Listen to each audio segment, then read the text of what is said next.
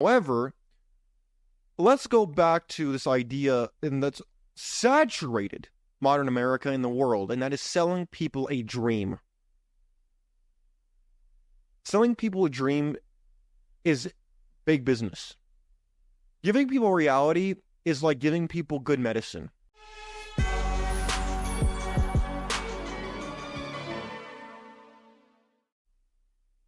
Ladies and gentlemen, welcome to the Sheep Get Sheared Podcast. I'm your host, Austin Creed. My friends, today I want to discuss an interesting figure, and I want to tie it into a theme, and that theme is a quote from a guy that he's not exactly somebody who you might look up to from a personal level, but you could look at and you could see how his philosophy played out in his life, and you can look, and even, in my opinion, even a broken clock is right twice a day. And so even if you don't like the individual, or you don't like certain things about what they say, what they do, or anything else, there is wisdom or insight to be picked up from it. That being the case, we're going to discuss P.T. Barnum's and his idea of a sucker is born every minute. We're going to break this down. We're going to have a conversation about it. And you know what's interesting? When you look at guys like P.T. Barnum, a lot of them have had a little bit of a revisionist historian act kind of pulled on them. You look at the movie The Greatest Showman, and you see Hugh Jackman playing him and portraying him in a way that he was absolutely not in real life. He was a lowlife, and good for people who were, him and like himself and the people who were in immediate proximity to him. Everybody else, he treated pretty badly. But you know what? We're not going to focus on him. Because there was a saying, I think it was from Eleanor Roosevelt, who said that low minds discuss people, higher minds discuss places, and the ultimate mind discusses ideas. And so I think we should be the ultimate individuals of higher intellect, and we should discuss ideas. So what we're going to do is we're going to get into advice from P.T. Barnum, Phineas Taylor Barnum, if you want to use his government name, and we're going to break this down. Let me know what you think. Let me know what you've heard about this man before. And I'll give you the history as we go along, and why I think it's important that we discuss his concept of a sucker is born every minute. Well, let's break this down. Let's see what he has to say. Whatever you do, do it with all your might. Work at it, if necessary, early and late, in season and out of season, not leaving a stone unturned, and never deferring for a single hour that which can be done just as well now. I'm going to pause right immediately. The reason being, I want to give you a little bit of a heads up. Guys like P.T. Barnum, he actually has a lot of philosophical similarities with a lot of the quotes he has with guys like Napoleon Hill, which is actually fascinating.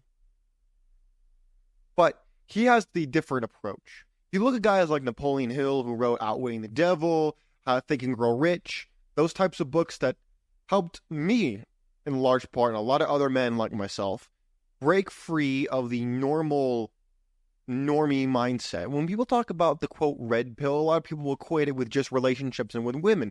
Well, that's part of life, yes, but the red pill is meant to be reality. Seeing the world not for what you wish it was, but for what it currently is.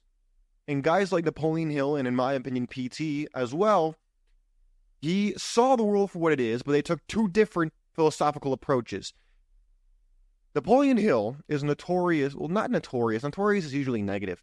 He is famous for using a positive approach, for sacrificing your sexual expression via sexual transmutation, using the idea of visualizing your goals and going for them with every fiber of your being, working with people, not taking from people. He was a big believer in you reap what you sow. When you look at guys like P.T. Barnum, go back to this video, he took the opposite approach. He focused more on how can I use people? How can I use not always use them in a bad way per se. Obviously, history tells us a different story, but he took what they had as an ailment or an abnormality, and he turned it into a monetary stream of income. and he made them famous as well. Now, do not mistake me. I'm not saying he was a nice guy. I'm not saying he was a good man or a guy you should model your life after. What you do is your business. But I want to take morality out of this conversation because morality can, like fog. It can be refreshing, but it's also inhibiting to wants to see the full picture. And so what I think is important is we need to take morality out of this conversation. We've already discussed why. And so now let's get back to some of the quotes he has, and let me know if you see similarities to other people that you've heard similar quotes from. Many a man acquires a fortune by doing his business thoroughly, while his neighbour remains poor for life because he only half does it.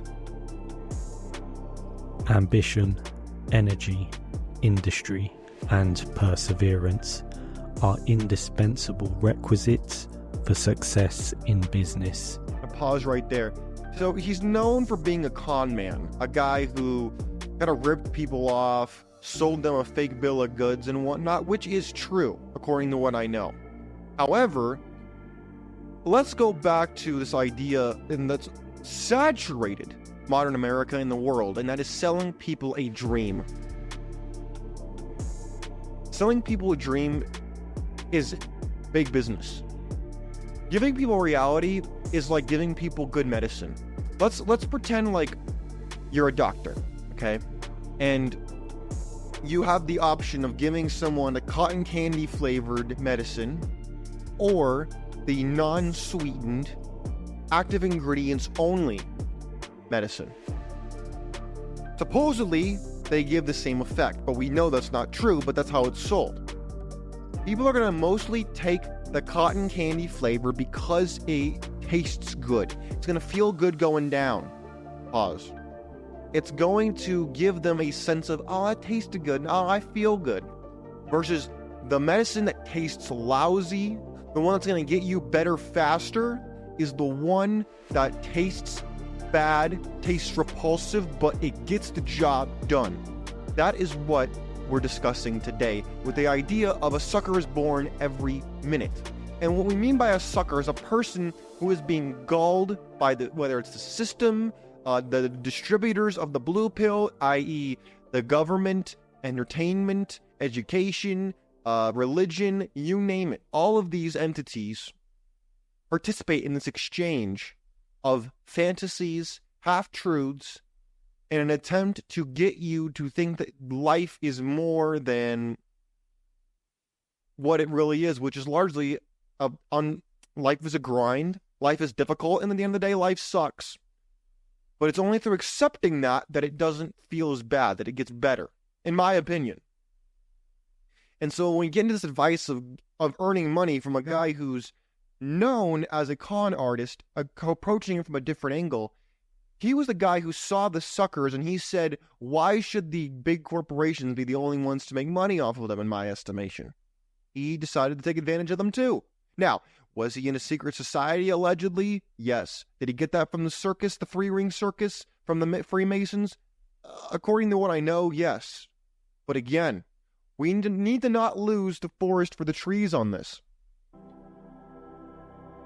Fortune always favours the brave, and never helps a man who does not help himself. I 100% believe that. Anybody want to dispute that one? No one ever made a difference by being like everyone else. Amen to that. Let your motto then always be Excelsior, for by living up to it, there is no such word as fail.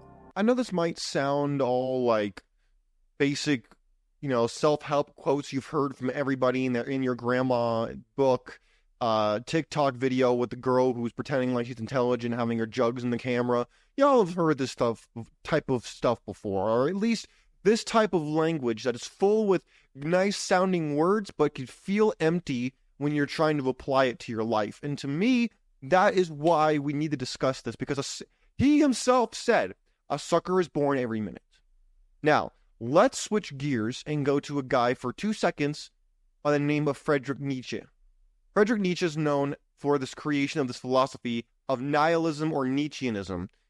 Now, He himself, a philosopher from Germany, he said that he did not want people to fully believe everything he said.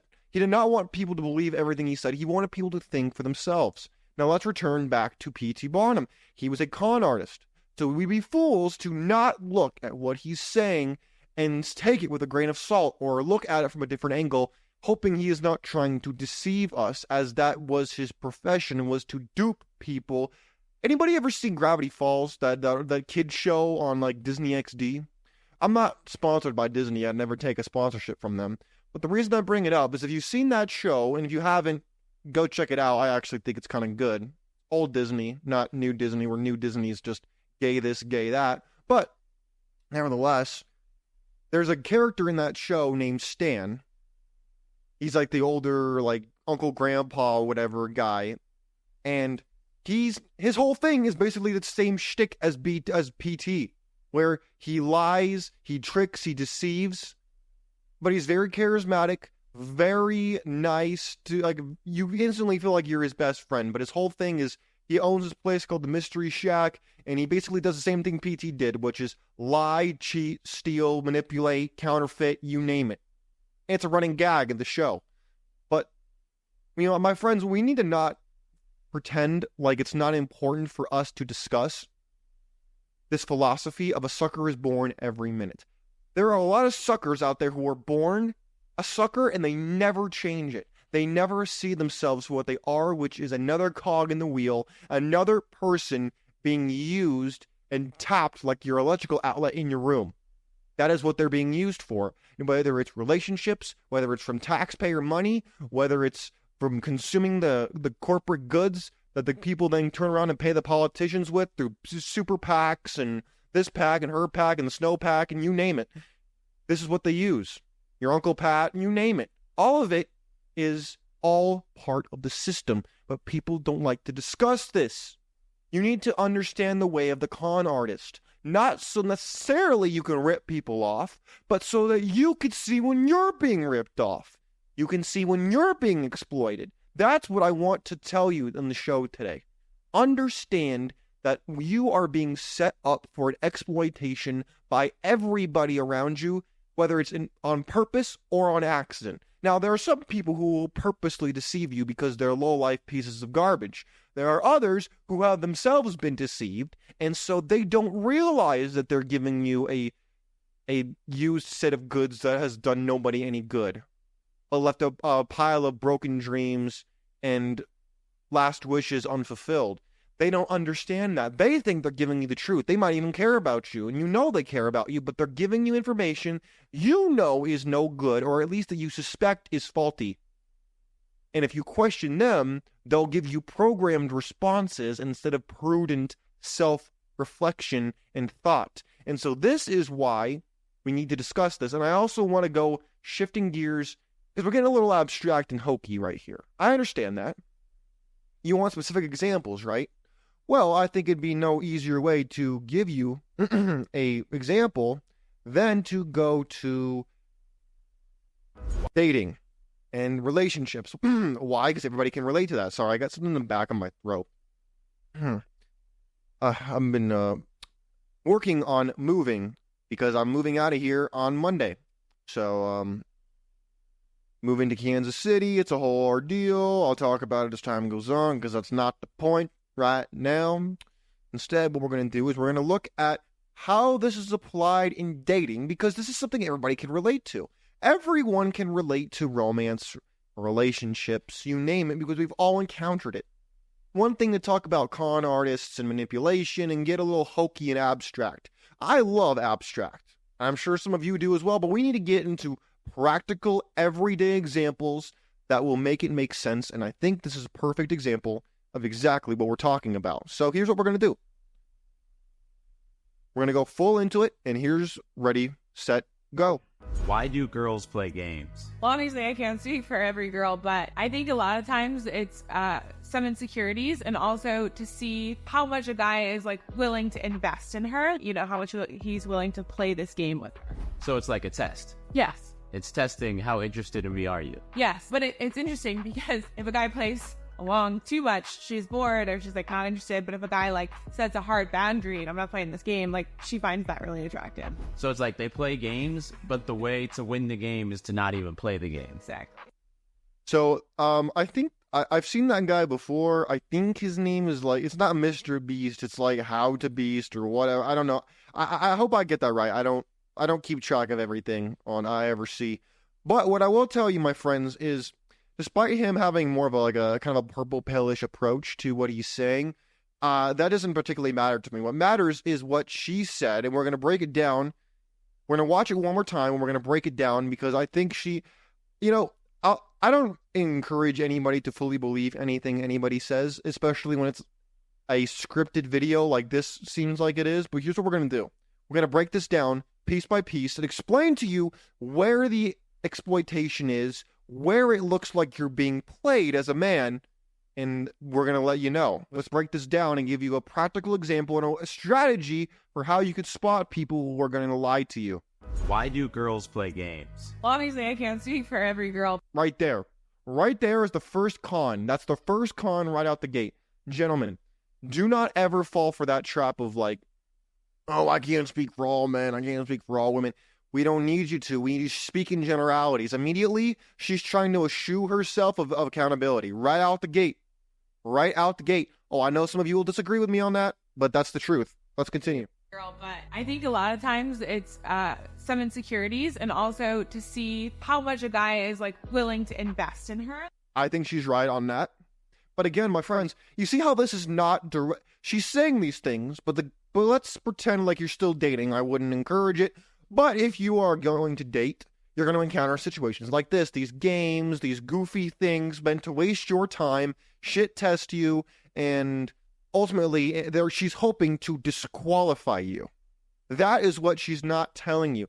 My friends, the whole art of the deception and the con is for you to not ask questions, but to accept the answers given to you. And once you understand that when PT says there's a sucker born every minute, what he's saying is not necessarily you are a sucker, period. You could be a sucker when it comes to money. You could be a sucker when it comes to women. You could be a sucker when it comes to knowledge. You could be a sucker in different areas. You could be someone who is exploitable, and very easily at that. A sucker is somebody who is very easy to manipulate, malleable, and somebody who is going down the primrose path for being set up and lied to, manipulated, whatever have you. So let's continue this video. You know how much he's willing to play this game with her. So it's like a test. Yes. Yeah, it's called a shit test. You probably know that. You just don't want to say it. I'll say it for you because I'll leave it at that. It's testing how interested in me are you. Yes, but it's interesting because if a guy plays along too much, she's bored. Yeah, in other words, if you're an actual nice guy, you get penalized. See, guys, this is what we're talking about. This is the dating example. Now, there are multiple examples of this, which we will get into in a minute. Trust me. This is not just about dating. This goes much bigger than that. But this is a practical example of how you are being set up. Because, gentlemen, you see this on my show. You see this on his channel. You don't see this from most people. Most people would never dare to tell you even this much, which is not even the full story.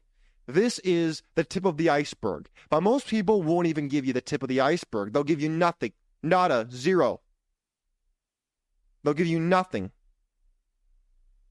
They'll put your schnoz right in the BS pile, hoping that you'll just breathe it all in and love it. So this is why this is important for us to discuss this. Or they're just like not interested, but if a guy like sets a hard boundary and I'm not playing this game, like she finds that really attractive. In other words, you turn her down. You don't just put up with the bullshit. So it's like they play games, but the way to win the game is to not even play the game. Exactly. Yeah, see, most people won't even give you the tip of the iceberg that guy and gal just gave you. But again, this is just an example with relationships. So let's go over to X, formerly known as Twitter. And normally I would never share Twitter because a ton of really, shall we say, not safe for work content gets posted on Twitter. But here's a question that I found that I thought was interesting. It says, 7 of the greatest scams, and let me know if you agree with this list. He says, number 1, adulthood. Number 2, government. 3, climate change. 4, banking, 5, the food pyramid, 6, education, and 7, healthcare. Now, when we get into scams, we're going to return back to what PT said, which was there's a sucker born every minute. And then you also go on to talk about how he was like the ultimate scammer. He scammed people, he lied, he manipulated and everything, so he was a master at it. Let's go down the list. Let's see a little bit more here. He says, some people are saying that the food pyramid thing is true, salary, life, the media, marriage, all these things are, according to these people, scams. Now, I agree with this list, but the reason why I bring this list to you is you need to decide what is a scam. What have you been told in your life that's a scam? What do you believe has been led?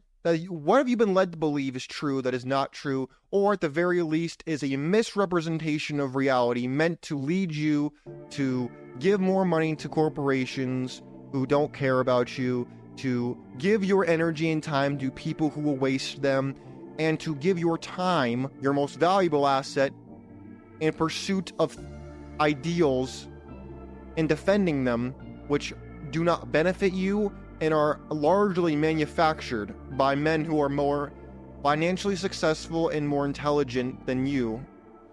But that could be changed. You just merely need to take up the gauntlet of power and understand that your freedom will cost you everything. Friends, family, opportunities, and being in the normie rat race, all of it. Breaking out of the rat race is one of the hardest things you can ever do. It takes a lot of resources, constant pushing, and never giving up. Relentless striving to get to that point, my friends. And let me tell you, as someone who's actively doing it myself, it's hard, it's exhausting. It's not just hard, it's exhausting. It's terrible. But guess what? Time will pass regardless. So I could sit here and be a normie, or I could fight for something I care about, which is my own freedom, which is my own freedom of thought, speech, association, you name it.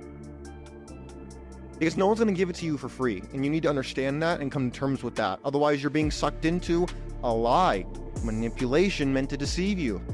My friends, let me know what you think some of the greatest scams are. Let me know what you think about P.T. Barnum, if you've heard of him before. A lot of people haven't. I think this is important for us to discuss. I think a lot of times religion is the largest scam out there because they'll cherry pick everything. Shout out to Eric for bringing up the idea and the pedigree versus purebred idea and highlighting in numbers and in the Torah how back in the day what they would do is they would line up the women and they would say they'd have pedigree, which is they'd have proven receipts for who was with whom and when and why and if and all that. But you look at the modern churches and the synagogues of the day and everywhere else, you don't see that anymore. Why? Feminism. It's not that hard to figure out. Gynocentrism, all that stuff. But that's Red Pill 101. That's baby stuff. My friends, let me know what you have to say. Let me know what you think is the biggest scam out there right now. I'd love to hear it. My friends, take care. I look forward to seeing you next time. And again, feel free to ask questions. Feel free to discuss anything you learned or anything you want to expand upon in the comments below. Take care. I'm out. Peace.